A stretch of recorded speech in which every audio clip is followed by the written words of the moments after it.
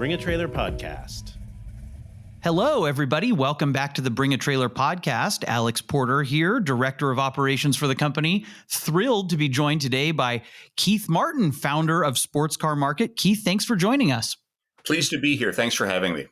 What a pleasure and an honor. We wanted to hit record as fast as we could because there's so many topics to discuss.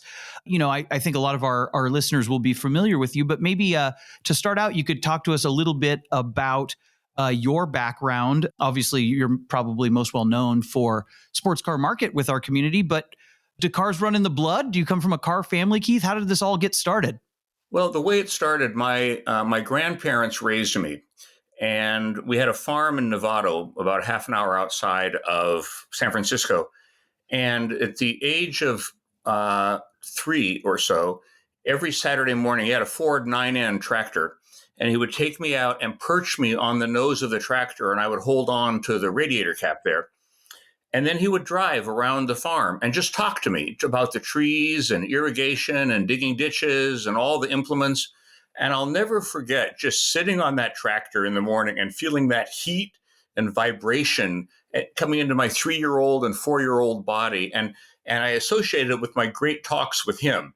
So then when I was about 5, he taught me how to drive the tractor. And he would just put me on the seat, and, it had one of those slide throttles. So he would just kind of tape it in place at low and walk away and leave me for half an hour just to drive around the farm. And I would always drive by the edge of the farm where there were kids from a subdivision and wave to them to let them know how cool I was and how cool they weren't.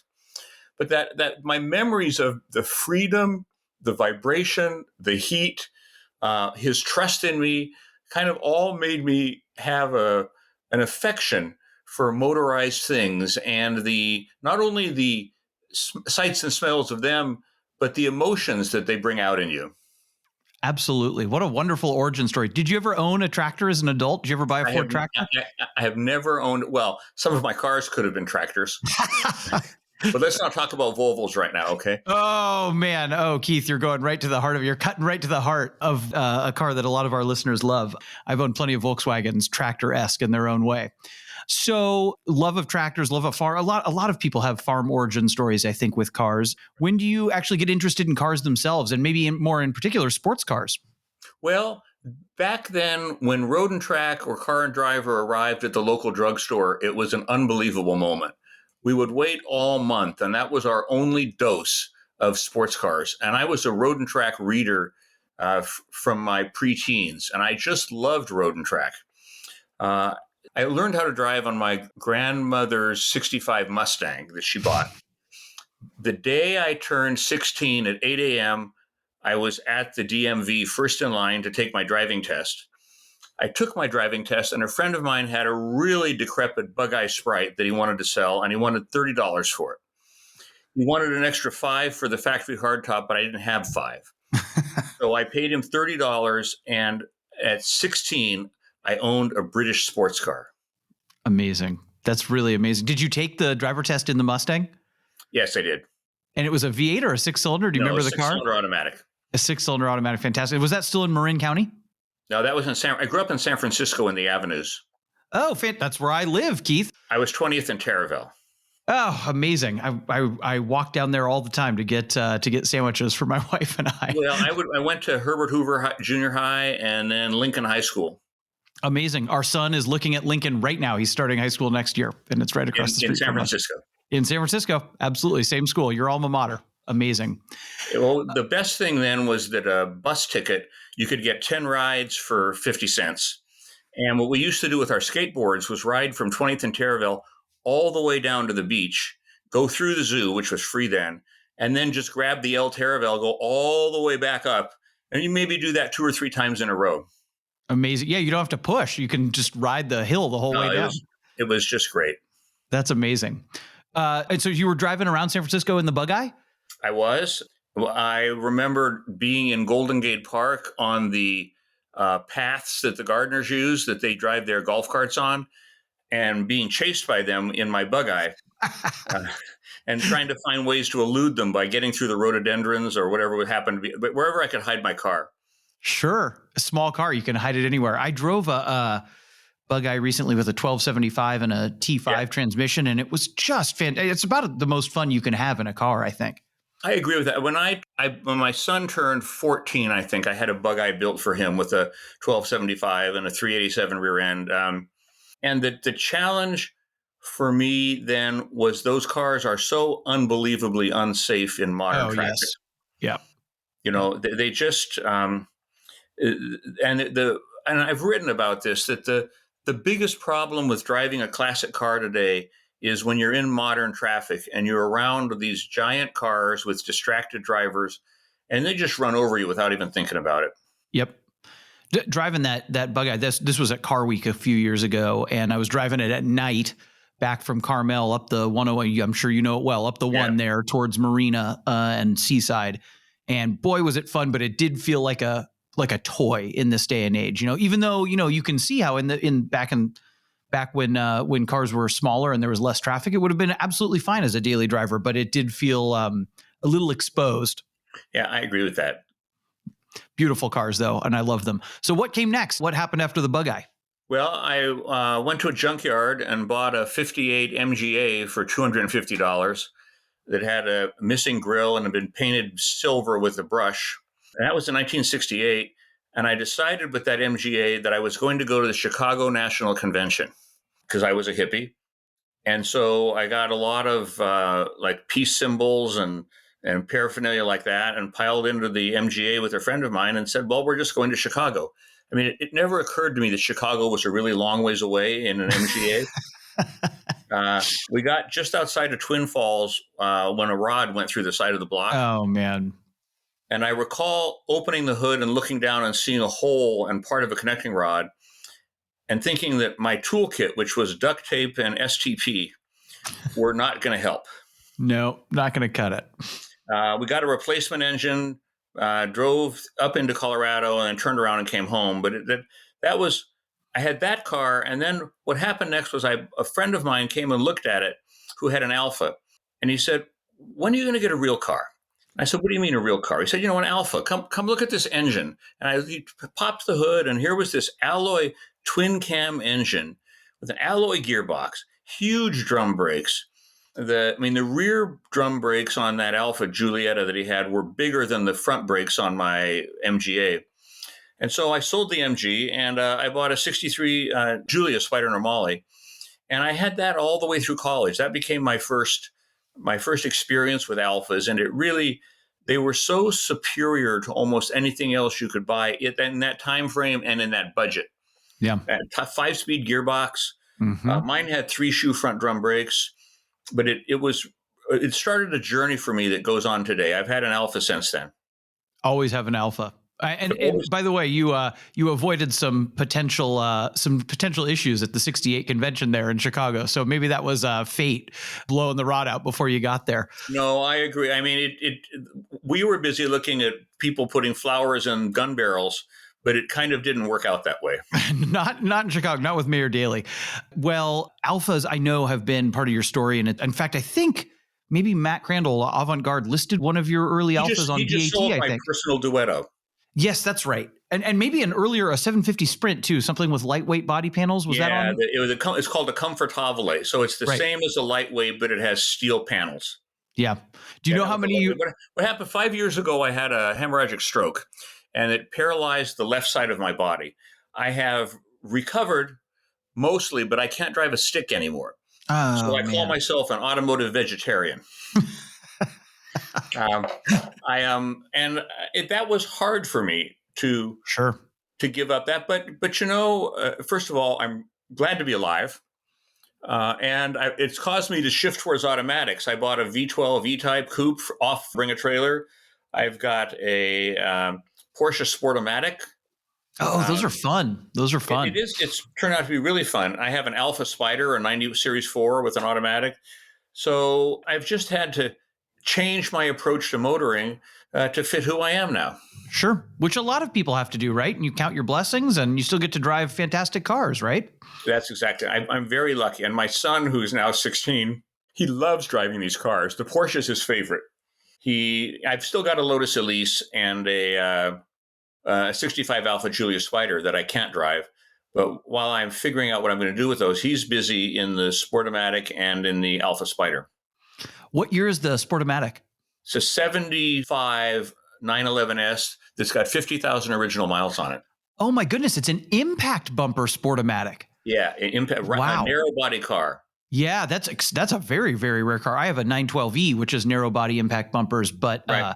man, there's very few Sportomatics in those. That's a really, really interesting car, Keith. Yeah, I felt I was lucky to get it, and we just had it out last weekend, driving it pretty hard, and we've got it set to European ride height, new shocks all around, new suspension bushings. The thing, it's extremely primitive, compared to modern cars. Sure. But it's just a joy. No assisted steering, no assisted brakes. The sound of that 2.7 liter magnesium motor is just fabulous. So my son drove it on a Porsche rally here. He drove it 1,300 miles last year, and he got an award for being the youngest driver in the oldest car on the event. That's amazing. That's wonderful. That must it must make a father proud. I have 3 children, but I don't know if any of them are going to follow in my car footsteps. So it must be nice to have somebody to share all that with. It is. It's wonderful. Yeah. Yeah. Are you able to work the gears well? I drove a couple. I used to work on Porsches a long time ago when I was in my late teens, early 20s. And we had 70, maybe 71 or 72 Targa Sportomatic that we worked on quite a bit. It was an original owner car, and I drove it a fair amount, and I could only kind of make it work in second and fourth, and you could drive it in second and fourth. But my boss, who'd worked on Porsches forever, he could drive that thing like a race car. He could move that Sportomatic in an amazing way. I drove kind of like a manual. Well, the car you had a 4-speed Sportomatic. Mm-hmm. By the 2.7s, they had a 3-speed Sportomatic.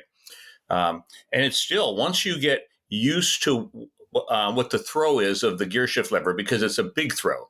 Yeah, long. And you have to put your hand on the shift lever, let the transmission kind of settle down, and then really reach to put it where you want to put it. It's just fine. In fact, for driving around town, it's pretty cool to not have to worry about a clutch. Yeah. Yeah. And you still get some feeling of shifting your gears yourself. Well, that's what I had a twin turbo Tiptronic that I sold, because the problem with the Tiptronic or a PDK is really you shift like crazy the first half hour you own it, and then you put it in drive and you never shift again. Correct. I've had a couple cars with dual clutches and I never shift. They do better than you do. You know what I mean? The car does. That's why I looked all over for a Sportomatic, and finally this car was at the Hershey in Hershey, Pennsylvania, in the swap meet corral, and a subscriber sent me a picture of the car with its phone number and said, "You've been looking for one of these, haven't you?" And I called the guy up, and we had a great talk. He'd had the car 40 years, and I bought it that day and had it shipped home to Portland. Those are certainly wonderful cars. I own a 996 as well, but not a turbo. I like those a lot too. I'm going to get carried away and talk about Porsches all day, Keith, which I do too often. Do you know how many, out of curiosity, do you have a track? Have you kept track in your head or on paper somewhere of how many Alfas you've owned over the years? Less than 100. I think that's what they call an addiction. That's amazing. I had 8 when I had my stroke. And I had one of each that I could afford that I wanted. That Sprint Veloce. I've got the 65 Spider Veloce. I had a Sprint Speciale, a GTV. I had the cars that I wanted that talked to me. They're still really remarkable cars compared to the competition in that era. Yeah. Sprint Speciales are very interesting to me. And there's a colleague of mine who actually would like to sell me his. Can you talk about those a little bit? They're kind of weird looking, but I like them. Am I allowed to give you a bit of inside knowledge that will make you like the big honcho at any Alfa meet you go to? 1,000%. I need it, Keith. Okay. So here's the deal. This is what I learned with my Sprint Speciale. And it's the third one I've had. It was a Giulietta Veloce, and I always prefer Giuliettas to Giulias just because they rev better. They're not better cars, but I like the feel of them. Sure.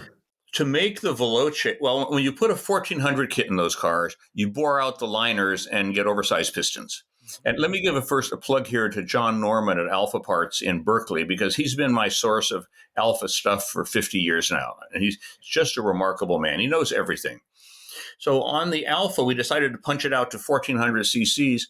We found out that part of the way Alfa got more compression in the Giulietta Veloces that were in Sprint Speciales, which are a Tipo 121 car. It's a different block Oh, than interesting.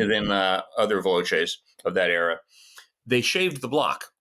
And so you need to use the sleeves that were in that car and have them, when you punch it out and put in the 1400 kit, you need to do it with the original sleeves bored out. If you get other sleeves that did not come with that motor, when you put the motor together, you're never going to get the head gasket to seal. Oh man. Oh, you're arming me with all the good knowledge. Well, it's pretty cool to figure Yeah. that out. The Sprint Speciales are a wonderful car. They're quiet.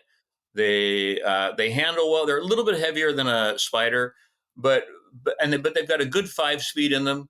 And I just like the Giuliettas especially. They hit 6 to 7,500 is a really good spot. And you can get modern cams to go with Yep. those now. So I really loved that car. I really was. Again, I'm just part of me is very sad about the stroke because I've spent my whole life on those cars. But on the other hand, I'm still driving and I'm always looking for the next adventure. Yeah. Are you still doing big road trips? I know that was one of your things. And one of the reasons I believe this Speciale that my colleague has a 1.4, and I think it's Conrad Stevenson put it together. I think might have, so I'm sure it's well done. One of the things I'd like to do with that car, if I had it, or another Speciale, is put miles on it, right? I want to drive long distances on anything. And I've always thought maybe the aerodynamics of that car would make it a good road trip car. I hope you're still doing that, Keith, because that's one of the things you're famous for. We'll talk later. I bought a 71 V12 Jag automatic on Bring a Trailer 4 years ago, and we just realized we put 8,000 miles on that car since we bought it. It was a low mileage. It's like primrose yellow and low miles, isn't that right? Yeah, just like 20,000 miles original, and it's still all original. It's the only car I've ever owned that has all original surfaces, the seating, the paint. Wow. It's not perfect, but it's really pretty and it's original. It must be a joy to get into a car like that. The older I get, the more I want to feel a car exactly like it was when it was new. You know what I mean? You make a really good point. I mean, I had the front end rebuilt on this car and anything else that needed to be done that was suspect so that I could experience what this car was like in 1971 when it was built. Yeah, that's what I really all throughout my youth, and this is part of Porsche culture, but it's certainly part of Alfa culture too. I modified everything, make it faster, lower it, do all these things, and now part of me is like, hey, I want to feel the little skinny tires, I want to feel the body roll, all the things that were kind of the way it was designed by the engineers is how I want to experience it. There's no question that we went through a period of time, maybe starting 10 years ago, when we started going back to 185/70 tires or 165/15s, because we had all gone to bigger, fatter tires. And like on a GTV or Duetto, that just destroys the handling of the car because the steering becomes too heavy. It doesn't return right. The car was never designed to have that much rubber on it. And when we all kind of manned up and went skinny, and it was like joy. Yeah, I want to do this. I put too big of wheels on my Porsche, and I want to put the stock small ones back on sidewall and skinny. Also, there's been a really big, maybe not a revolution, but there's so many more vintage tires available now, which is so great. And I hope they keep doing more and more of that. So let me tell you a little bit about sports car market. Yes, please. I want the whole story. And I would like to know, kind of leading up to it, Keith, were you always interested in writing? Were you following the car market? What kind of led you to founding the magazine? What do you think I majored in my second college? I'm going to imagine it was English. Dance at Juilliard. That's fantastic. I went to Reed as a history major, Reed's in Portland, which meant I commuted in my 63 Giulia Spider Normale back and forth between San Francisco and Portland. And it was just a car then. That was in 69, 70. And I never thought twice about just jumping in the car and driving to San Francisco. And I did it in 8 hours was the fastest when we would leave at midnight, leave at 4 a.m., leave at 4 p.m., try different things. But it was just my car. I started dancing at Reed, and I just fell in love with it. I was so happy being a modern dancer that in my senior year at Reed, I decided I was on full scholarship there, and I dropped out. So I took $500 in traveler's checks and moved to New York to study dance. A fantastic time for it. A really interesting time in modern dance. 73, 74. Yeah. The National Endowment for the Arts was very powerful. The dance touring program had a lot of money. If my son did that now, I'd go crazy. Totally. Were your I moved grandparents to New York. I supportive? danced with the father of American modern dance was Charles Weidman. I danced in his company. I was Oh, also a wow. piano player for dance. So I played the piano for Martha Graham, who was the mother of modern dance. And after a year there, then I got invited to audition at Juilliard. And so I took the audition, got accepted, danced there for a couple of years, came back to Portland, and I started the first ballet company in the state. Amazing. And it's Wow. called Berkeley Ballet Theater. They're still here, and I've been on the Still in board. existence. Oh, congratulations, Keith. That's amazing. That's a long run for a ballet Well, we company. had the first professional dancers in Oregon, and we did some wonderful things. Firebird, Petrushka, a lot of original stuff by a man named Dennis Spate, who was very gifted.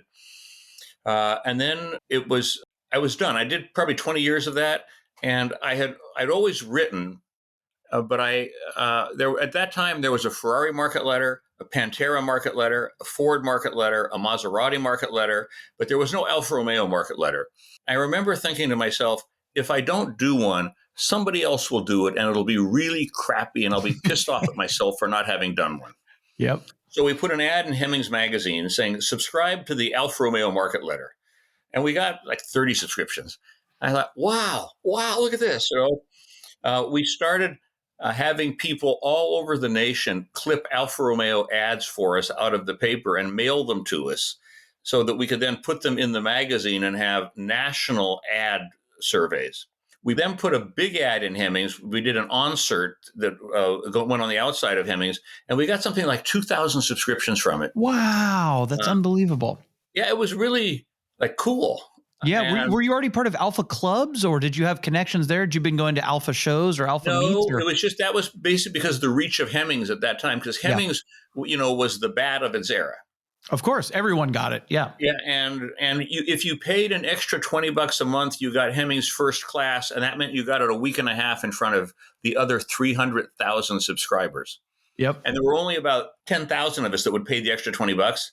So I paid the money, got the thing first class, put the brochure in with all the first class ones, and suddenly we had a magazine. Yeah. That's amazing.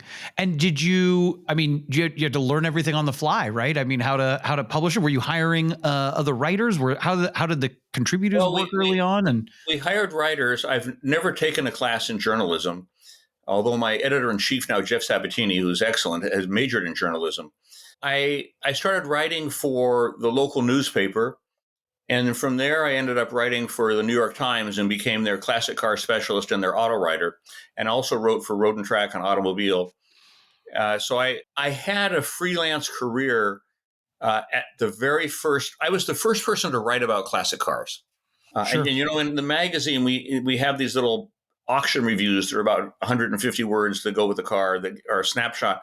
Auto Week wanted that from me. Automobile wanted that because I was the classic car specialist, and it was really the first time somebody had written about classic cars on a regular basis. Sure. A classic car meant something very different at that point in time, right? What were you writing about primarily? That's an interesting question, and that leads me to something very important that I want to share with you. Because what we're looking at now at Sports Car Market is how we get the magazine into the hands of bat readers, for instance. Because when we started, if we didn't write about a sale, it didn't exist. It was like if Barrett Jackson was this strange, unknown phenomena off in the desert, and nobody had heard about it. That we'd go to cruise auctions in Indiana. We were the only source of information about auctions. Now it's 24/7. My son, and let me take a quick sidebar here. When people jump up and down and moan and cry about the young generation not being interested in cars, that's just bullshit. Oh man, I wanted to ask you about this. I like to ask every guest about. I also think it's bullshit. My son is on bat 24/7. And the daily driver he has right now, I've got a 2000 Disco 2, and we put steel bumpers on it and rock sliders. And he's trying to decide, does he want a Volvo 240 wagon? Which is like the Disco is a better ski car, the Volvo would be more fun. But here he is back and forth all day long, sending me pictures of wagons for sale all over the place, discussing, what years are the best years. Should you get a Volvo with the 4-speed and overdrive? Should you get it with the 5-speed? I mean, all these things that he's thinking of going to McPherson in Kansas and majoring in auto restoration. Well, a Volvo those kinds of Volvos today are, I mean, I think a lot of people consider that a classic car. It's I 30, agree. 35 years old, and my young colleagues love, I'm 41 years old, Keith. And when I went to high school, that was the hand-me-down, that was the car you didn't want, that your parents was sitting in your parents' driveway. Yeah. And now my colleagues in their 20s, they love them. And I have kind of a nostalgic fondness for them too, because it's what those were the beaters when I was in high school. Well, and I've had several 122s, and I just love those cars because you can get a handling kit from IPD. And I went on a Porsche rally with one of my 122s, and I surprised people in terms of how well I could make that car work with a 4-speed and an overdrive. Absolutely. People rally those 123 GTs. I see on kind of vintage car rallies, all kinds of Volvos, a really wide swath, even up to some of the square Volvos, Well, so let me just offer an opinion here that will make somebody angry. I have never understood the 123 GT because what is a tachometer in the middle of the dash, right, and a couple of fog lights. I mean, there's nothing mechanically different about that car that should make you want it. That's right. But I think all of those are fantastic. 242s, I like all of them as rally cars because they're rugged and they can go faster than you would think. And I know I just said I love originality, but you can modify them in, there's parts that will go on all of them. Will make them faster and more reliable. You can put turbos on them. You can do all kinds of things. Well, there's also an installed base of users. Correct. What you asked earlier was what kind of cars did we write about then? You see, you think about it. When I bought my Alfa in 68, it was a 63, so it was only 5 years old. Right. It'd be like today buying a 2020 car. Yeah. You wouldn't think that as a classic car. Right. They were just all used cars, and we were fortunate to be able to buy them before because they became worthless, and then they became pieces of crap. Yeah. When we started the resurgence of classic cars, we had a lot of pieces of crap to deal with, cars that were really worn out. It used to be you could get a car and kind of recondition it for not too much money and make it a runner. I just had a Mercedes, a 71 or 2 250C that I sold on Bring a Trailer. And it cost me $45,000 all in to make that car right again. Yeah. Because once you start trying to make a car right, an old car, you can't stop till you're done. I know. There's a lot of things that once you're in there, you realize how many more things you need to do to it. Yeah, and you have to do them because, like we said at the very beginning, you don't want to drive a crappy old car around. So what's the feeling you have then? Bad shocks, no brakes, bad acceleration. Yep. So we ended up putting Webers on it and electronic ignition, swapped out the rear end from a 300D so that it would cruise more efficiently. Now, all those things have made it a really great car for me, and I only lost $20,000 when I sold it. I have a few projects that are in that same kind of boat that I'm thinking of. I hope the guy who bought it is listening because he's getting like the best 250C in the world. But the problem is the best 250C in the world is worth $25,000. Right. That's exactly right. I mean, for me, keeping these cars running, as long as you get to experience them, that's why I like to drive them as much as I can. As long as you get to experience them, I'm thinking of selling I am going to sell my 1991 NSX that I've had for a long time. And that's a good car. That's a great really car, and it's been a lot of money to keep it going. But I've driven it 20,000 miles, and that's a worthwhile investment to get that kind of experience in that kind of car. Yeah, that's exactly right. So, as you were talking about what the fact that these were kind of used up cars when you were first writing about it, people were scared of a lot of those cars. I remember my dad telling me somebody offered him a Gullwing in the 80s for $15,000 because they were terrified of it. They didn't want to fix it. They didn't want to work on the mechanical fuel injection. So people were scared of Porsches and Alfas and old Mercedes, I think.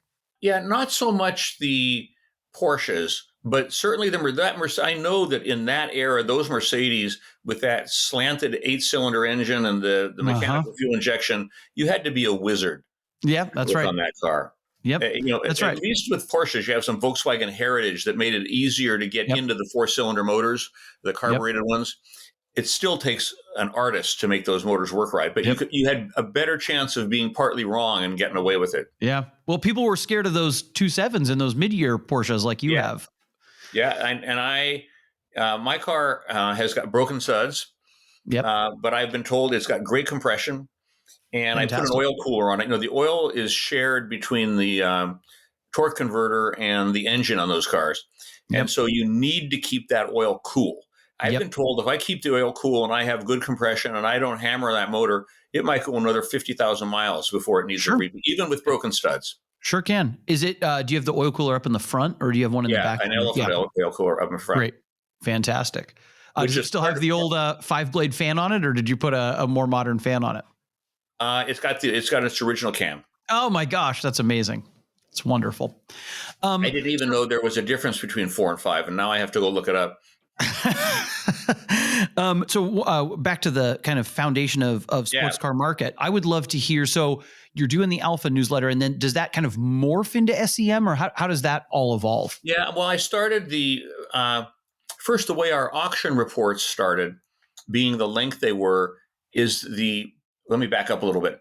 We were born at the same time as desktop publishing and the same time as the internet.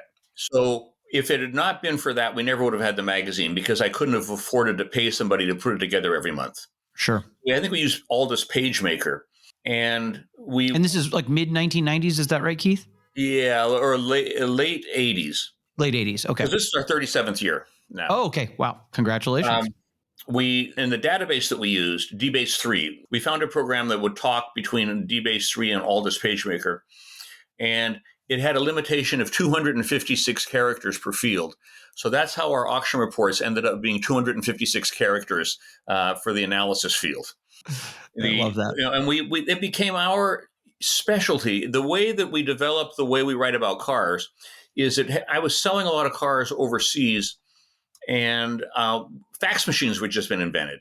And so when you would write on a fax machine, you'd keep the fax fairly terse, and you have the VIN number, a description of the car, did it run or drive, and then what we added with the magazine was an analysis. This seems like a good buy for that car, or the panel fit wasn't good. And we always did it by an in-person evaluation.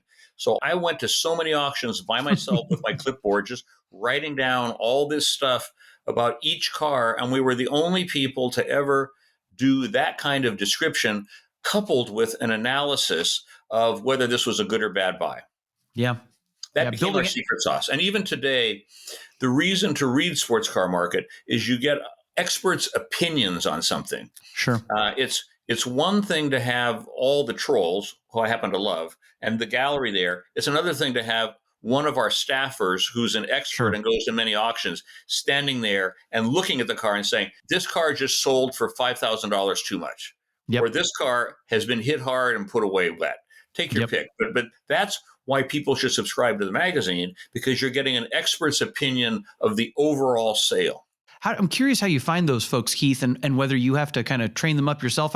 We had a Bring a Trailer event back east a couple months ago, and it was hosted by Philip Richter, who's written for you, and also Dean Lombach was there, who's written for you. He's a big seller on Bring a Trailer as well. Dean's actually in the current issue. We had Dean Lombach, Ray Spencer, and Pierre Hidari analyze why I lost so much money on my 250C. And Pierre said, it's because I told you never to buy one in the first place. Yeah. Dean, those are the right guys to tell you about that. Good for you. We're lucky in the sports car market because we're able to draw on real experts and who they love writing for us because they get to really talk in their own voices about something they know a lot about. Yes, right. It's a perfect outlet for folks who have all this expertise in your head. And I must imagine, Keith, I remember watching you on TV with Donald Osborne. You're building, and you seemed like such an expert to me, and obviously you are, but it must be all these auctions you've gone to, you're just building up expertise as you look at car after car after car. I mean, nothing can kind of make up for that. I think that what you end up doing is learning how to get a feel for a car very quickly. What we always would tell the auction reporters when they were new is the first thing you do is just walk around a car and see what it says to you. Yeah. Because every car talks to you somehow. Yeah, and sure. When you start, as you walk around, maybe the stance is not quite right, or maybe the upholstery in the front seat doesn't match the back. And all those things, it's like a dialect. And each car, I'm really good at 56 to, say, 74 Alfas. I really speak that language well. But when I step back from that, there's always somebody who speaks another language better than I do. Sure. And you've got to find people who can do newer and newer cars, right? Younger and younger folks who are interested in 80s cars, 90s cars. That's interesting for us. Like I said, my son went on the Porsche rally, and he was in a 75 and was the oldest car in the rally. To me, 75 is almost like a new car. Yeah. And most of the cars on the rally were 1995 to 2010. Yeah. And those guys had air conditioning and anti-lock brakes. And, it was like being in a big station wagon. Yeah. You're almost cheating if you're doing a vintage rally in a car with air conditioning and cruise control and stuff, as far as I'm concerned. Yeah, I've thought about that. The Porsche Club here is really, the Oregon region of the Porsche Club of America is really active. They have something almost every week. And I thought about on their next upcoming tour, I could rent a Macan and drive that on it. And then I thought, why am I doing that? I mean, because part of the joy of an old car is the PTSD you have. 100%. From going, yep. I had a Citroen DS21, beautiful car, and which I bought on VAT. And it was pulling on to the main express freeway here as the sun was going down, and the car failed in the fast lane. Just failed. So I was able to coast across 3 lanes of traffic and pull off onto the curb. And then I was able to get somebody to tow me home. But I'll tell you, Alex, I'll never forget. I've got my son in the back seat and his dog back there, and the car is stopped. Right, the car has signed out for the day. Yeah, done. Man, and that really terrified me. Sure.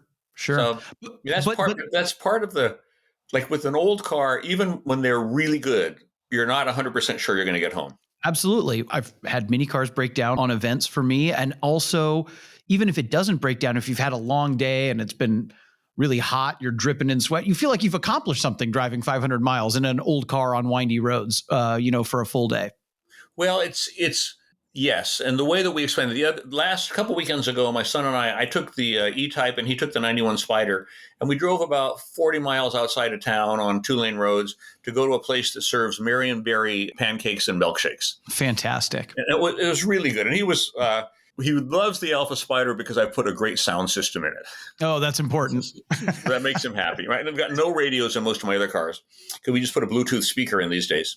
We talked about going home and how if we'd been in a regular car, we wouldn't even have thought about the driving. Yep.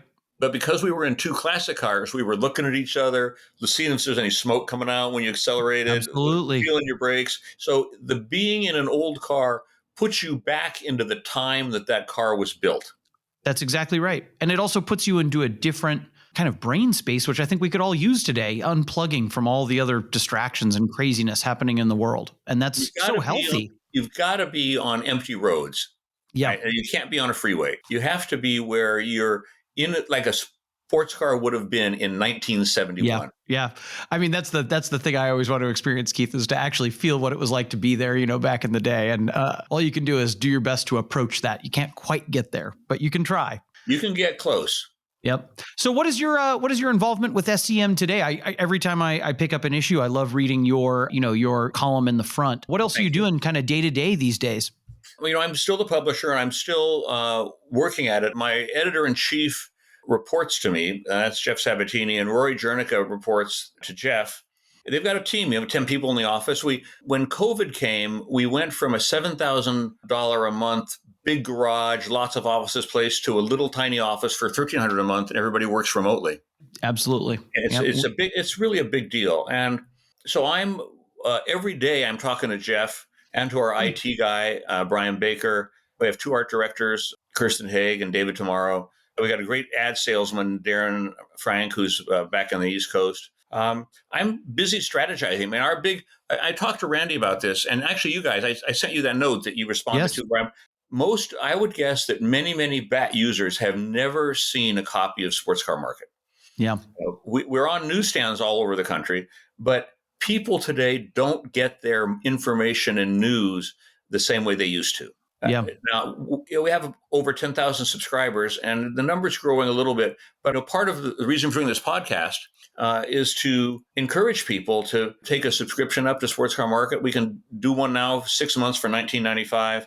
And I'm going to plug myself here. If you go to sportscarmarket.com/SCM friend, the special offer pops up. It's almost a vintage way of getting information. Yeah. I love reading them. I pick them all up. It covers the industry that I'm a part of. So I love reading them. I've particularly loved seeing, kind of increasing coverage of Bring a Trailer and other online auctions, which obviously have been a big game changer for the last 10 years. And One of the reasons I like reading your column so much is, you acknowledge the kind of changing of the market, which some people can have trouble seeing, that there's change or that things are different in their field than that used to be. But that doesn't seem to be something that's troubled you. And I'm just kind of wondering how your thoughts have evolved on how to use your outlet to cover an industry that's really been in a tremendous amount of change over the last 10 years or so. It has been, and it's been interesting to think about, let's go to trolls for a second, all the comments on Bring a Trailer. I think about, before I bought my E-Type, I don't know a thing about V12 E-Type, not one thing. I mean, I know they have 12 cylinders, okay? Yep. But I let the trolls just pick that part. They were like buzzards on the carcass. Yep. And the owner came back right away to every one of them with really good answers. And I let them vet the car for me. Yeah. By the way, that tells you something about an owner when they're able to answer those questions and they're upbeat about it. Those are the kind of people you want to buy a car from, right? And that used to be harder to determine sometimes when you would meet somebody in person and only have a few minutes with a car. Well, think about this. We would go to an auction in Monterey. We went for 25 years, I've gone. And you'd walk into a big tent. Let's say it's Russo and Steele's tent that was there. And you walk up to a car, and if it's an Alfa Spider, there's probably 2 or 3 guys around it who you already know. Mm-hmm. And then the 3 of you kind of walk around the car and look at it and talk to each other. And that's it. There's no shots of the undercarriage. There's no communication with the seller. Mm-hmm. You're really buying on blind faith in that situation. And that's true of any land auction. It's not to disparage them because they bring good cars together and they also bring motivated buyers and sellers. Sure. And they're a community celebration, just like when you were at Phillips Farm. Absolutely. You're the community. And when you go to a land auction, you're part of the community there. But there's really no opportunity to inspect a car or to drive it or to have a long conversation or to have trolls there. And so that's why first of all, information. Part of what we have always believed, and if we were looking back through one of my issues from 25 years ago, and I talked about wanting to have a bidder's bill of rights. Yeah, totally. That every car card would have the VIN, and remember, this was before Carfax. Yep. So, there was the only way you can get past Carfax now is by our Platinum database, which goes back 37 years. When I bought that Jag, I looked it up. It had been at a cruise auction 25 years ago. That's amazing. And the mileage on it was like 16,000, which correlated with the 19 or 20,000 it had on it now. Yep. But there was no Carfax. Now you've got a Carfax. Now the latest thing that I really like that you and some other auctions are doing now is setting the VIN number to be automatically Googled when you click on it. Absolutely. That is a huge deal. Huge deal. Transparency has always been our thing, Keith, and it's been, as you note very well, it's been somewhat absent from this industry, right? Or there's puffery or kind of people talking about the mark. But talk to me about this specific car and give me as much rich, factual information as you can. That's what we want as buyers, right? Give that to people. Right. Yep. That's right. And then we want to make a reasoned, accentuated by the passion of the moment. Yes. A decision on a car. No, I'm really a fan of as much disclosure as 100%. You can possibly have. When you're buying a 50-year-old used car, there's no guarantee all 4 wheels aren't going to fall off the moment you take possession. Yep. But you can get. I use a 911R, Matt Crandall, up here because he's close to me. And Matt and I both were GMs at the Ferrari store here, one ahead of the other. But what his mantra is, answer all the questions before they get asked. Absolutely. It's not cheap to do that. It's not cheap. I'm going to use Matt to sell my NSX. He also does such a wonderful job with presentation. He's just a master of this. Yep. And it creates a sense of assurance that we never had before. I mean, the number of cars that I bought out of Hemmings that were, I bought 3, I called them pigs in a blanket after I saw them. It was 3 Alfas from the 70s and like a Berlina and 2 other ones. And they were in Idaho and someplace. And the truck pulled up in front of my warehouse. He said, "Your Alfas are here." I said, "Those aren't my Alfas."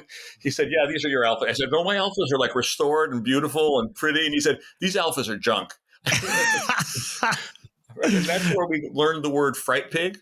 Oh, yeah. Which we created. But I was talking to the driver of the car and I said, "Well, where were these cars?" And he said, "Them all cars are out in the field and them all fright pigs." And I thought, fright pig was such a perfect description for how. I mean, these cars had no floors. Yeah. I mean, it's all, but there was no way to know in those days. I mean, think how excited we all got when Auto Trader came along because they had a Absolutely. picture of the car. Absolutely. I would read it every time I went out to lunch. I'd pick up an Auto Trader. I mean, I loved. I still love it. I like all these. Any way to look at cars, Keith, gets me excited. So I love your magazine. I love Auto Trader. Listen, I was a Bring a Trailer fan for many years. Just applied to every job Randy put up on the website till I got one. I never thought we'd kind of end up where we are, but it's for the same reason that I love Auto Trader, right? Well, let me tell you the beginning. I was at the California Millie, and Martin Swig brought me up. He said, Keith, I want you to meet Randy. He's got this thing going on that might turn into something someday. And so Randy and I talked, became friends. I bought a Saab Sonett from Randy, one of the first cars that was sold before the auctions, when it was just. Wait, was this Randy's orange Sonett? You bought that from him? Oh, interesting. Sonett. I remember reading about that car. Yeah, we brought it up here, and my daughter loved it because she went to OSU, and their colors are orange and black. Yep. And then we went to the BAT reunion at Delta Park at Portland International Raceway and drove that car there. And then I sent Randy a 220 S blue with red interior, and he sold that for me. And then I had a Land Rover Series 3. And this was all back when it was, just a little newsletter that went out. I've bought and sold cars from Randy right before it was BAT. And I've always appreciated just, again, like you said, the straightforward nature. And all we're trying to do is find out what we're buying. Yep, absolutely. We're just trying to expand the love of the hobby. The love, how would you want to be dealt with, right? Be straightforward, be honest. Tell me all the problems the car has. I can't tell you how many emails I've sent Keith over the years trying to convince sellers it is in your best interest, if you want somebody to believe you on the internet, to tell me all the problems the car has, right? Let's put them all out there so that everyone's on the same page and no one's surprised when the Alfa pig shows up, right? And there's got no floors, right? Well, that thing that we, like with the 250C, we were going to, the speedometer did not read, it was read 6 miles an hour slow because we had swapped it out of a 300D because those cars rev too high at freeway speeds today. But we went round and round, and finally I said to Matt, let's just put in the description, speedometer reads slow. Yeah, absolutely. Or when I read it, it says power window doesn't work. Okay, just tell me. Yep, that's exactly it. But people get scared about saying those things because they're afraid it'll diminish the value of the car. And it's counterintuitive, but it actually helps people feel confident. It increases their faith in the seller when you're just honest about that stuff. And it's, we're kind of re-educating people after decades of them acting the opposite, right? Trying to hide those things, trying to spin them into something that they're not. And it's a little bit of a re-education program, but it's nice to see, so many people are kind of copying the Bring a Trailer style now. Although nobody, I will tell you, your secret sauce is the directness of the descriptions and also the trolls. Yeah. They're fantastic. People who get mad at the bad trolls, you just filter them out. I mean, it's no big deal. You go, that person's a jerk. That person doesn't know that. And you don't worry about it because you can always read in a thread who really knows what they're talking about. Of course. And we want all the experts around it. And by the way, we have a very active community management department. Shout out to them. They're going to be here in the office with me a day after tomorrow. So that we're watching for bad actors too. But to your point, Bring a Trailer is above all else, and that's thanks in part to you, Keith, from your early championship of the site. It's a community. That's maybe the number one thing we are. Most people who are registered users aren't buyers and sellers. We don't have their credit card information on file. They're just here to look at awesome cars and say that they're great, or they're the expert on a red block Volvo motor, and they'll tell you why it's not a tractor. And, maybe that person's never going to buy or sell, but we want their expertise and we want them to comment on the Volvo auctions. Well, and then if I pull this back to Sports Car Market for a minute, what you get by reading the magazine is experts looking at these cars and giving you a written description and their sense of how, they'll say, well, these 250 GTEs have this consistent problem and this one has not been fixed. Absolutely. Whatever it happens to be. And that's where I think to be really an informed collector, you're on BAT all the time and you're reading Sports Car Market every month. Absolutely. I agree with you. I'm doing both things, Keith. What's next? What should folks know about what's coming up for Sports Car Market? Well, we're doing a digital, we're remaking ourselves with more of an emphasis on digital. We've expanded the online auction coverage, as you've noticed. And we were hesitant to do that because in our 37 years, we had never written about a car we had not seen in person. Mm-hmm.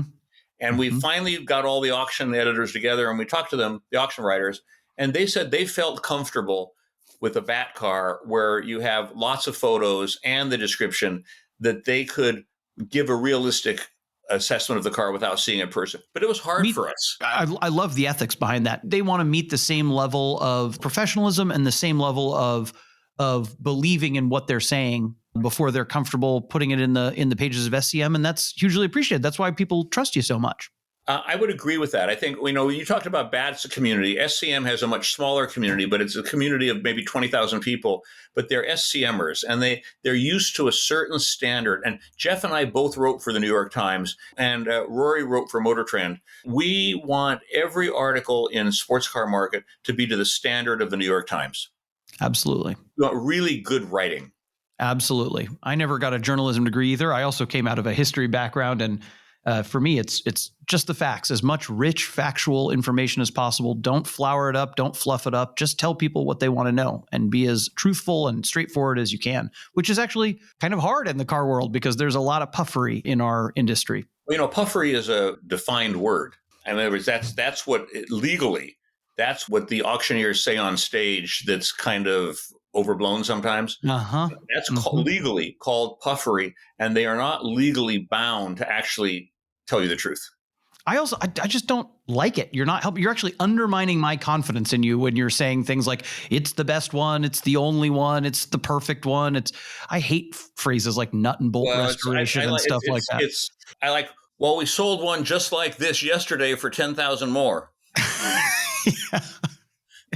Yeah. And on Bring a Trailer, when the guy was buying my 250C, he said, I just looked at what they sold for and offered you a little more than the best one. Yep, that's great. I love that because they got excited about it, Keith. They got excited about your ownership. Well, they know what a realistic price is. Correct. I mean, that's the problem often when you're with cars that you don't know. It's okay. Well, is an MG twin cam worth twice as much as an overhead valve motor? How would I know? I know. The one I like is the Deluxe, where it's got the disc brakes and the Dunlop wheels off a twin cam, but it still has the push rod. Right. Yeah, the push rod motor still. Oh, I like those MGAs a lot. Those cars, all those cars come to life with a 5-speed gearbox. Yes, correct. Correct. I mean, with all my Alphas, I swapped out the rear ends from the 4.5s they came with to 4.1s, and that makes them breathe at 75 miles an hour and makes them really good for high-speed touring. Yep, which is what you love doing. You got any more of those? I guess what I'd like to close with, Keith, is what's coming up for you personally. I'm sure people would like to hear that. Well, first of all, I've got my little collection pretty well settled. Like the 911S has taken me a year. It was in storage for 40 years, and there were so many little things to get right. And it's my son and I just drove it to a friend's house last weekend, and the heater was working, the wipers were working, the Hella H4. I mean, so it's turning into a good car now. Well, he's going to take it on a 1,400-mile Porsche rally in June. I don't know yet whether I'm going to go on that rally in the Jaguar or I'm not sure yet. But cars only have value if they're in use. Agreed. And so all my cars, I have them because I can get in and out of them, even with my handicap. I have a lithium-ion powered mobility scooter that actually folds up and fits under the hatch in the back of the Jaguar. No kidding. Wow. Which is pretty cool. Yeah, that's extremely cool. I think my collection is down to 5 or 6 cars, and it's kind of going to stay that way. I mean, that's the right number of cars. And, with old cars, one of them is always pissing you off at one time or another. Yes, it's like if there's 6 cars and 7 days in the week, you only get one day with not being angry at your cars. Sometimes it's more than one, Keith. Well, I'm aware of that. Well, I took my 91 Spider in because the seatbelt stopped working. And so the internals of the seatbelt had exploded. Oh, God. And you can't get a replacement. So we'll get a universal one from John Norman and put it in. But it had that. And somebody in its past, it had 20,000 miles on when I bought it. Somebody in its past, and it's an automatic, somebody in its past life insanely had put in power door locks in this car. And the way they chopped up the interior of the doors keeps making problems because it's bad. It's just bad and stupid. And and if the guy's listening to me right now, I'm sorry, but it was bad and stupid. But so we've got to have a whole new window regulator put in, which John Norman now has rebuilt. And the heater blower light has gone out, and it's $200 to replace the heater blower light because the cluster has to come out. Of course. I thought, well, I just kind of have to do it because everything else works on this car, and it's really a right car, and it's got Bilsteins on it, and it feels good, and it'll make me crazy if I don't fix that light. So I called John Norman. I said, "Do you have any LEDs or little?" He goes, "Are you nuts?" He said, "Why are you even fixing it?" I said, "Well, we got to do that on the Alfa Spider." And there's not my car. I've kind of cycled through all the automatics that I can own. What I've learned, like I had a 122S automatic and I had a 928 automatic. The problem with the Volvo or the Alfa could desperately use a 5-speed PDK transmission. Sure. If they had that, they would be just the coolest cars in the world. Yeah. But they have these 3-speed, usually Borg-Warners. Yeah.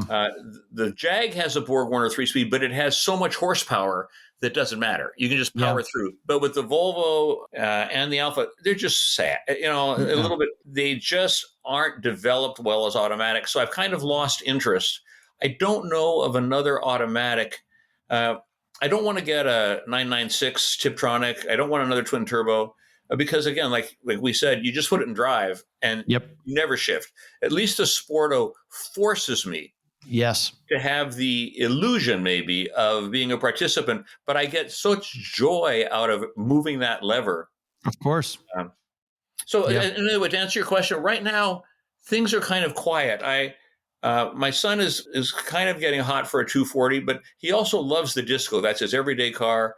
It's a car. It's got 240,000 miles on it. It's been to the moon and back. We bought it from Doug Shipman here in town. Who's those cars? That generation did not have the center diff lock in them, or they had the mechanism was there, but the linkage wasn't there. So you bought a kit, and so we've got a center diff lock, which makes it really work. Yeah. So the electronic diff locks were hopeless. So that car is a good car for him right now while he decides if he wants that or a Volvo. I'm more focused on how the magazine is going to evolve and have a stronger digital presence, how we get in front of the bad audience so that they can decide.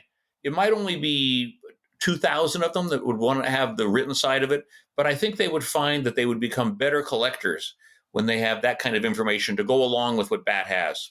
Well, I'm glad that we have had you on the podcast here, which I think is a start of that. And we'll have a post that'll go up along with this. And it's always a pleasure to see you engage with the community, Keith. I know there's a tremendous amount of respect for you out there. So I think this is hopefully a kind of an ongoing thing that we can partner on and work on, because I think that SEM provides just a tremendous amount of valuable information for folks. And, a lot of people, to your point, are on Bring a Trailer specifically because they want that expertise. Consumers are educated these days, right? They want to see what things are selling for. They want to see the peanut gallery, to your point, pick cars apart, right? It's a great place for people to do their research. And obviously that dovetails very nicely with SEM.